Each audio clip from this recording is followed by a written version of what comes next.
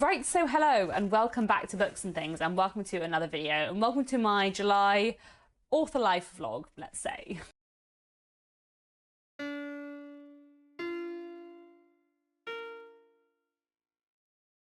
So I have a bunch of like bookish authory things happening in July.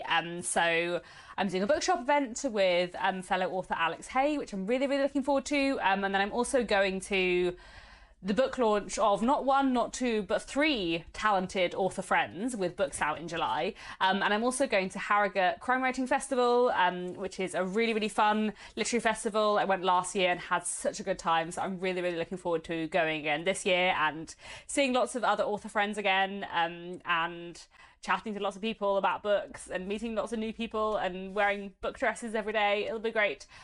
So I'm looking forward to that. Basically, I thought it might be fun to have a little July like author life vlog and vlog all of my writerly things that I'm doing in July. I will be vlogging Jane Austen July at the same time, so I probably will like mention those things in passing, but I thought it would be nice to have a vlog like dedicated to the bookish things going on in July. Hello, so this evening I have the first of my like bookish activities for July.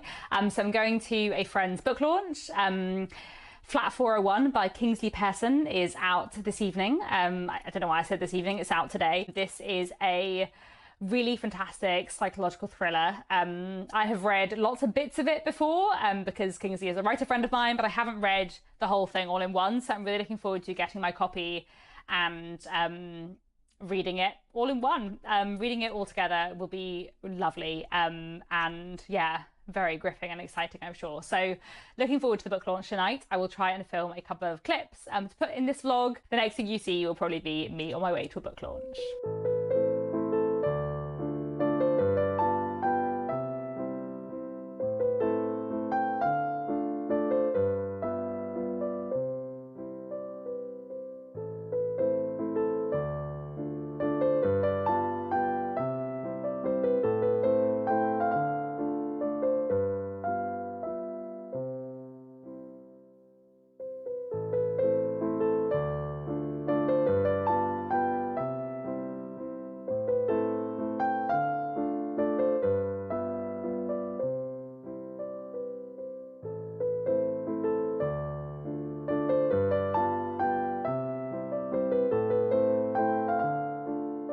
Hello again and welcome back to my July author life vlog. Hopefully you've just been watching a few clips of the book launch I went to on Thursday, which was for Flat 401 by Kingsley Pearson, which I'm so excited to read in full. I've read lots of bits before and yeah, really looking forward to this. And it's such a great looking book as well. Like, love the spine colour. Yeah, I had a really lovely time at the book launch on Thursday.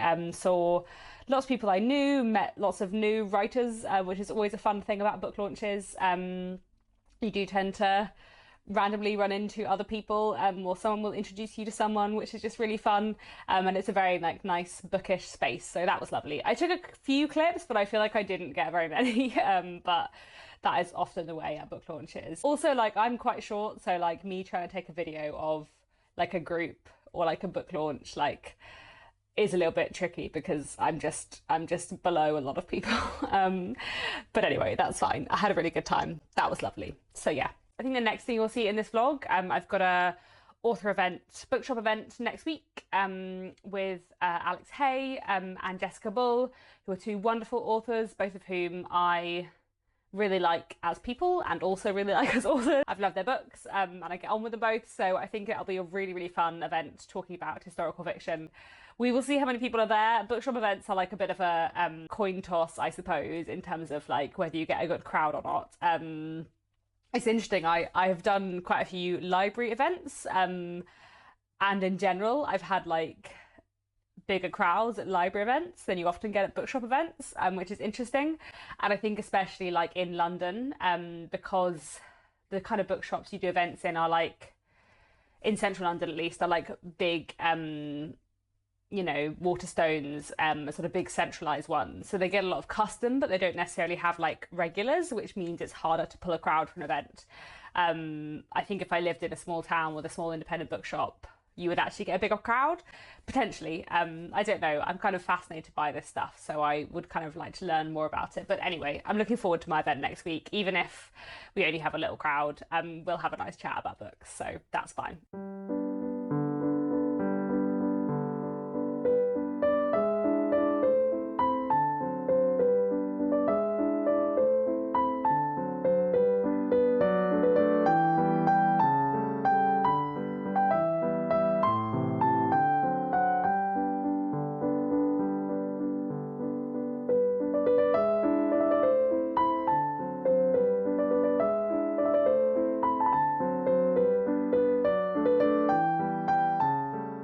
Hello again. I thought I would film a little clip in this author life vlog. I'm trying to think what the last thing I filmed was. I guess I filmed bits and pieces at the event I did last week with Jess Bull and Alex Hay, which was so fun. We had such a lovely time. I just get on with Jess and Alex really, really well.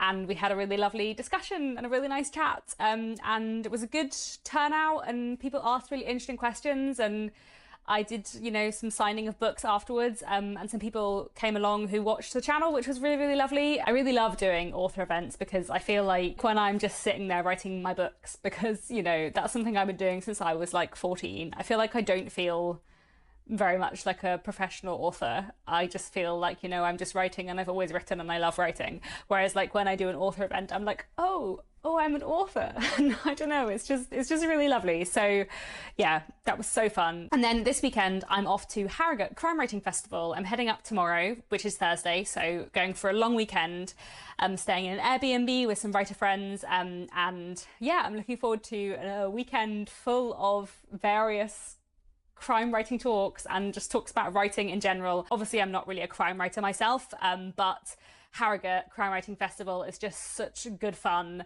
and you meet so many great writers, and a lot of people come along who write in lots of different kinds of genres and different areas, and it's just really, really good fun. I had such a great time last year, so I'm really looking forward to it this year, although I do think it's meant to rain the whole weekend, which may make it slightly less delightful than last time. I feel like I spent a lot of time like sitting on the grass in the sun having nice chats with other writers last year, and I feel like this year we'll all be like huddled in the bar tent trying to hide from the rain. But hey, that's fine, it'll be fun. I'm also going along to like a dinner that my publishers are throwing on the Friday night,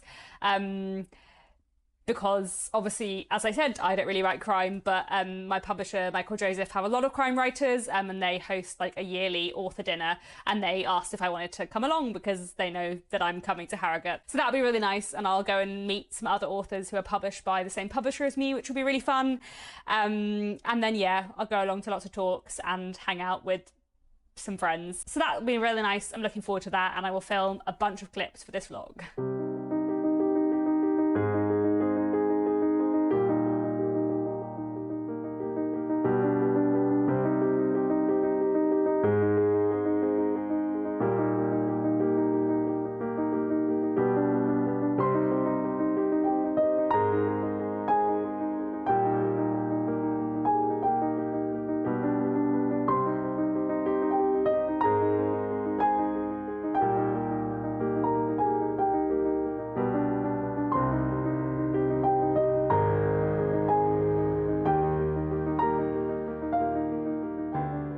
Hello, I've made it to Harrogate. I've checked into our Airbnb, and I don't have much to say, but I just wanted to pop on and add something to this vlog. I'm really looking forward to all the events over the next few days. I think it's gonna be really good fun. And yeah, I'm very excited to be back at the Crime Writing Festival.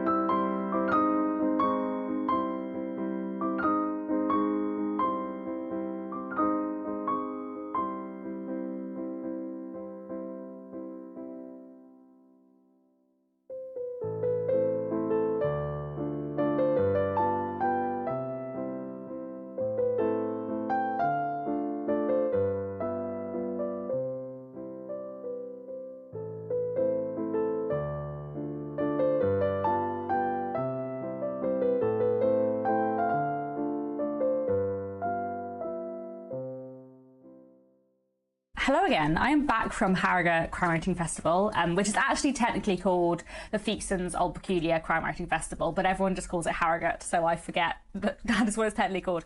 But I had a really great time, had a really lovely bookish weekend, talking to lots of other writers, lots of other people who love books, lots of book bloggers and readers, and just, yeah, had a really lovely time. This is the second time I've been to Harrogate Crime Writing Festival, and it's so fun. I always have such a good time, and it's just, yeah, very, very lovely. I went to lots of really fascinating panels. I went to a dinner held by my publishers for lots of their authors. I had really good chats with lots of people and had a lovely time. We had one day where it was very, very rainy, but I still had a great time despite the rain. And yeah, it was just really, really lovely. I always have such good fun at Harrogate, and I hope I will continue to go for many years because I just think it's such a lovely, warm, friendly festival. And there's like a big tent where they have panels and events, but also there is a main sort of bar tent, and there's always just people hanging out in the bar tent talking about books, and if you just sit down somewhere you will end up having a conversation with someone about books, and that's really nice. So I had a really good time. I did buy some books, both at the sort of festival Waterstones bookshop that they have on site for the weekend, and also at the local independent bookshop Imagine Things in Harrogate, which is lovely. And I also got given some free books at various giveaways, so I have come home with a bit of a haul, which, you know, isn't very good for my TBR, but I am excited. So the books that I bought, let's start with them, and then I'll go on to the books I was given. So I bought a few books, most of which I ended up buying after panels, but there's one book I bought, he wasn't on a panel, the author, I just had been meaning to buy this for ages, and I saw it in the bookshop and got it, and that's this. This is Sick to Death by Chris Bridges, who I met at Harrogate last year and had a chat to. I didn't actually run into him this year, though I think he was there. So this book is a crime thriller with a protagonist who has a chronic illness and turns to crime. And Chris Bridges is an Own Voices writer. He too has chronic illness, and I've heard this book is just really great, you know, a really good crime thriller, but also like looks at chronic illness in a really interesting way. So I'm really looking forward to this. I bought Without Prejudice by Nicola Williams. I've been meaning to get this for ages. I've seen Nicola Williams on like a couple of different panels and events now, and she just seems fascinating. And this book was actually her debut novel, which came out in like the 1990s. But it was republished relatively recently, like in a new edition, and it sounds really interesting. It's set in the UK, and it's about a black woman who is a barrister, and kind of about the prejudices she faces and what happens when she takes on a particular case. And Nicola Williams has a background in criminal justice. I think she was a barrister, she's now a judge, I think. And the panel I saw her on at Harrogate was like one of the most fun panels, where she was, you know, acting in her day job as a judge, and several other authors were pretending to take on the criminal defence of a particular criminal character from literature. So instead of it being like a regular panel with interviewers and interviewees, it was a pretend court trial of some very dangerous literary characters, which was just so fun. It was such a good idea, and there are quite a lot of authors who used to be lawyers or barristers, so lots of the authors who were taking part were barristers, but the sort of judge presiding over the fake trial was Nicola Williams, and I just thought, you know, it's about time I pick up one of her books. Also, I ran into her like in passing while leaving the tent one day, and she said she liked my dress, one of my book dresses, so, you know. Then I also bought Dark Island by Daniel Aubrey, which is really interesting debut crime thriller. This author was on the debut panel kind of talking about his work. It's about a journalist who goes to Orkney, kind of trying to find a quieter life, and then a body gets found. Meanwhile, she's also waiting for the results of her autism assessment and kind of thinking about how that might affect her. And Daniel Aubrey is autistic himself, so I'm interested to see how that fits into the book as well. Also, I ended up buying this and Sick to Death by Chris Bridges on the same day, and don't they just like go so well together? Exactly the same colours. I kind of enjoy that. Obviously, blue and pink is in right now. Then I bought a historical crime novel. This is A Rising Man by Abhay Mukherjee. I've seen Abhay Mukherjee talk at both the two Harrogate festivals I've been to, and he just seems really interesting, and I've been meaning to read his work, so I picked up this. This is his debut book, I think, from a few years ago, and this is set in India in 1919, and it's about a detective solving a murder, but I think the historical context of that murder will just be fascinating, so I'm really looking forward to this. And yeah, like I said, I've seen Abhay Mukherjee talk at a couple of panels, and just have been really interested. Then the final book I bought myself was a Kate Atkinson book, and this is Death at the Sign of the Rook. So I really like Kate Atkinson. I've read quite a few of her historical books. I've read 4 of her books, I think, and really enjoyed them all, but I've never read any of her crime. And she writes a series called the Jackson Brodie series, a detective series, and I'm kind of interested in starting that series. So I picked up this book, which is one from that series, but it's not the first one, it's the most recent one. However, the way she was talking about it in the panel I saw, the interview I saw with Kate Atkinson being interviewed by Lee Child, you know, just as you do, and they were talking about how this is her most like Agatha Christie-esque book. It's set at a country house, and there's a vicar, an ex-army officer, various aristocrats and like complicated friends, and it just sounded like really fun.